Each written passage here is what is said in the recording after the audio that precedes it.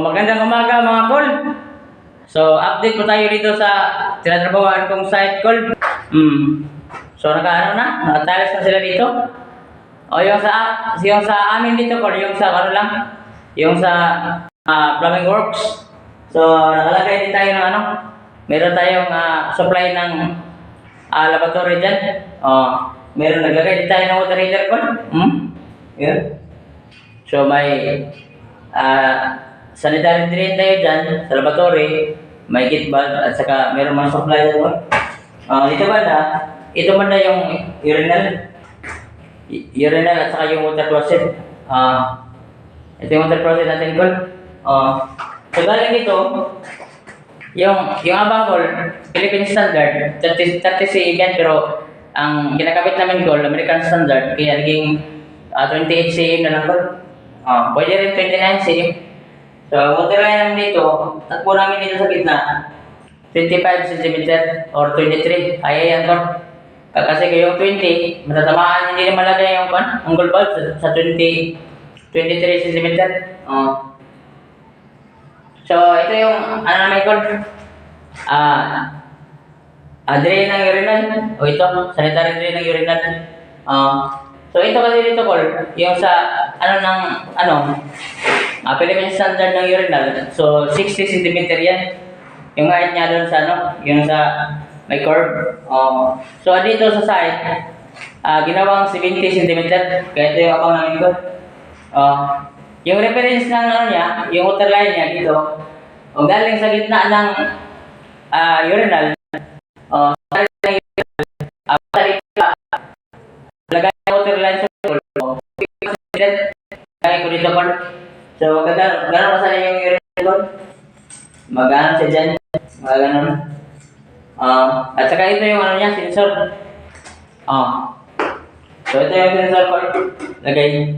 So, nilagay lang namin sa 125 cm finish flooring. Kasi yung urinal niya, maliit lang.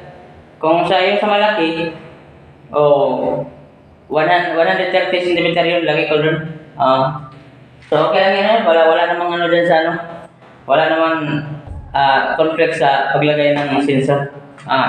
Dito banda kol. So dito nakakabit na kayo ng nakakabit na ako ng shower mixer. So itong shower mixer kol, kaya ba to? Kaya ba sa mga ibang shower mixer na nandito sa ibang room? Kasi dito sa pool area, so wala tong wala putwas. Kita niyo kol? So wala putwas. Yung tanggol, wala siyang telepon. Rain shower lang meron kol. Ito. Yan yung rain shower niya kol. Yan? Tested na yan kol. Pinanction ko na. Sinubukan ko lang para iwas barakol ba. So yan yung talaga yung tamang gawin kol kapag bago maglagay ng tiles, kailangan talaga kol, yung water line supply natin, kailangan talaga natin yan palabasan ng tubig. Kasi yung iba kol, hindi natin ma-perfect. Merong iba talaga dyan, magkukundim. Yun yung problema kol, tapos naka-tiles ka na. So malaking problema yun. Magbabaklas na naman. So, ang gawin natin kol, para makaiwas tayo sa mga damage. So, bago pa mag-tiles, yan, releasean natin ang tubig kol. So lahat ng mga supply dito ko ng water line. So inaano ko na, pinalabasan ko na ng tubig para wala talagang balikan kol kapag mayroon. Tapos na sila mag-tiles. So wala na talagang babalikan. So maraming salamat kol sa panonood. Sana masuportahan niyo yung YouTube channel. So maraming salamat guys. Bye bye.